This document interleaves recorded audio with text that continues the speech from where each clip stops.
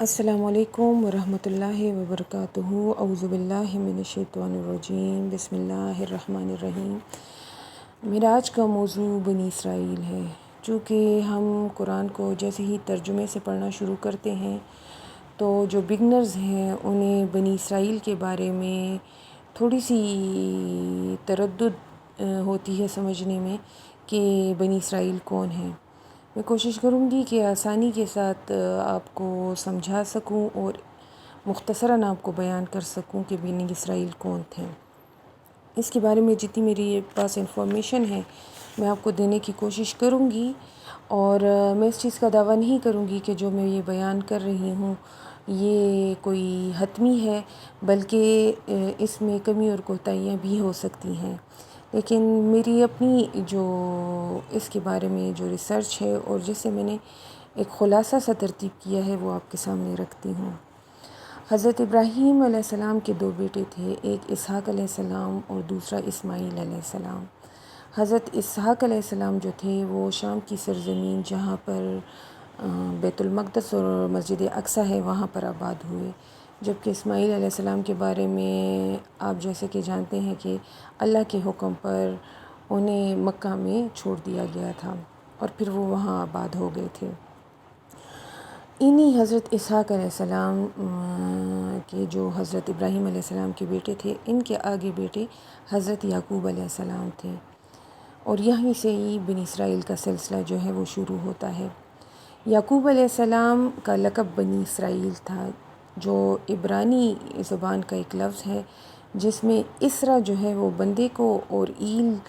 عبرانی زبان میں اللہ کو کہتے ہیں، یعنی اللہ کا بندہ، اور رسول اللہ صلی اللہ علیہ وآلہ وسلم نے بھی اس کا بنی اسرائیل کا یہی ترجمہ کیا ہے کہ اللہ کا بندہ۔ حضرت یعقوب علیہ السلام کے 11 اولاد تھی، 2 بیٹیاں تھیں، 2 بیویاں تھیں، اور ایک بیوی سے ان کے 9 بیٹے، جبکہ دوسری بیوی سے ان کے 2 بیٹے تھے، اور جنہیں آپ بہت اچھے طریقے سے جانتے ہیں، حضرت یوسف علیہ السلام اور بنیامین۔ اور یہ جو ان کی دوسری بیوی سے 9 بیٹے تھے ان میں ایک بیٹے کا نام یہودا تھا، جس سے یہاں پہ یہودیوں کے نام کی ابتدا ہوتی ہے، اور وہاں سے ہی یہ یہودیوں کی نسبت ہمیں یہیں سے ہی ملتی ہے۔ زیادہ تر پیغمبر جو ہیں کثیر تعداد میں حضرت اسحاق علیہ السلام کے بعد اسی میں سے ان کی قوم، اسی اولاد میں سے ان کی آگے بڑی انبیاء کرام کا سلسلہ، جبکہ یعقوب علیہ السلام اپنی عبادت کی وجہ سے بہت زیادہ مشہور تھے، اور ان کے بارے میں یہ بھی سننے میں آیا ہے اور پڑھنے میں آیا ہے کہ یہ بہت زیادہ دعاؤں کی کثرت کرتے تھے، جبکہ زیادہ تر وقت سجدے میں پڑے رہتے تھے، جس کی وجہ سے ان کی گھٹنوں کی جو کھال تھی وہ سخت ہو گئی تھی۔ قرآن ان کو اہل کتاب کے لفظ سے تعبیر کرتا ہے، جبکہ قرآن میں یہودیوں کا ذکر زیادہ آتا ہے بنسبت عیسائیوں کے، کیونکہ یہودی جو تھے عیسائیوں کی نسبت زیادہ علم والے تھے۔ حضرت یعقوب علیہ السلام کی جو اولاد تھی حضرت یوسف علیہ السلام، تو اس کا قصہ یہاں پر میرا موضوع زیر بحث نہیں ہے۔ جب حضرت یوسف علیہ السلام حکومت سے ان کی نسبت ہوئی اور اعلیٰ عہدے پر فائز ہوئے، تو اس زمانے میں حضرت یعقوب اور ان کی اولاد یعنی بنی اسرائیل جو تھی وہ جا کے مصر میں رہنے لگی، اور پھر جب اس وقت یہ ان کے بہت عروج کا دور تھا، اور ان کی اولاد میں آگے جب حضرت داؤد علیہ السلام آئے، جن کا قصہ بھی آگے ہم انشاءاللہ ڈیٹیل کے ساتھ پھر پڑھیں گے، تو داؤد علیہ السلام کے زمانے میں بیت المقدس پر قبضہ کیا، پھر اس کے بعد ان کی اولاد جو سلمان علیہ السلام آئے تو انہوں نے اس حکومت کو اور بھی وسیع کر دی۔ اس کے علاوہ اس میں حضرت زکریا علیہ السلام اور حضرت الیاس جو ہے وہ بھی انہی کے مشہور پیغمبر ہیں، انہی کی نسل میں سے آئے۔ یہودی جو تھے وہ حضرت عیسیٰ کے دور تک ان کی عقیدے میں کوئی خرابی نہیں تھی، ہاں شرارتی یہ تھے لیکن عقیدہ ان کا ٹھیک تھا، لیکن حضرت عیسیٰ علیہ السلام کے دور میں انہوں نے حضرت عیسیٰ کا انکار کیا،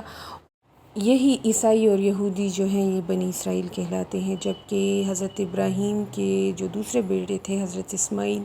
ان کی نسل سے حضرت محمد صلی اللہ علیہ وآلہ وسلم مبعوث ہوئے، جن کا انکار بنی اسرائیل نے کیا۔ قرآن نے یہودیوں کی بنسبت عیسائیوں کے بارے میں کہا کہ یہ یہودی کے بنسبت مسلمانوں کے لیے نرم جذبات رکھتے ہیں، جبکہ یہودی جو ہیں یہ مسلمانوں کے بہت بڑے ازلی دشمن ہیں۔ جبکہ دنیا کا سب سے بڑا مذہب جو اس وقت ہے وہ عیسائی ہی ہے، اور عیسائیت ہی کی لوگ ہیں جو زیادہ سے زیادہ مسلمان ہو رہے ہیں اور اسلام میں شامل ہو رہے ہیں۔ یہ تھی میری تھوڑی سی کوشش اور میرا تھوڑا سا علم جس کو میں نے آپ کے ساتھ شیئر کیا۔ امید ہے کہ آپ کو سمجھ آ گئی ہوگی، اور اس دعا کے ساتھ میں اپنی اس ویڈیو کو ختم کروں گی کہ اللہ اسے ہمیں سمجھنے اور سمجھانے کی توفیق عطا فرمائے۔ وما علینا الا البلاغ۔ السلام علیکم ورحمۃ اللہ وبرکاتہ۔